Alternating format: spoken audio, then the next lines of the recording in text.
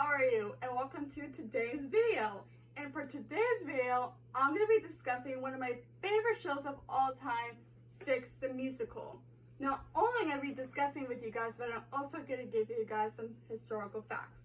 Because the characters in the show are real characters. They're actually real life people, and these things actually did happen to them.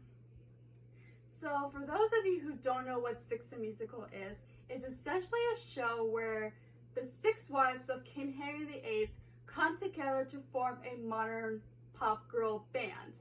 And they perform a talent show to determine who's going to be leading the group.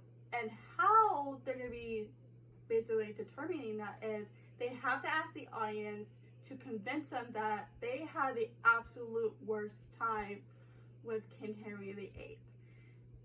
I don't know how there's any competition because they all went through crap with him. Yeah. And by the end of the show, they basically realized that why are we comparing ourselves to each other? We can reunite with one common cause and stop comparing ourselves to each other, which I feel like is a super strong message, especially if you had one common thing with like someone. So how I was going to be doing this video is that I was going to be doing as one long video, but I realized that's going to be super long for you guys and for me. So I'm going to be doing it as a 3-part series. So for today, I'm going to be discussing 2 of the songs, even though there are 9 soundtracks and I'm making 3 videos. I know, but with timing purposes, this has to happen. Okay, let's get into the first song, and the first song is called Ex-Wives.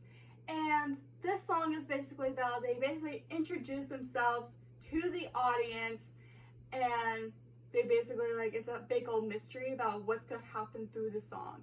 Because they're like, is this person really bad as they were remembered? Was this person really good as they were remembered? And all that stuff. Basically, this whole like soundtrack is basically about like how people remember them and then how they want to be remembered, because they think that they're like a nursery rhyme, but really they're actually real life people, as I said before.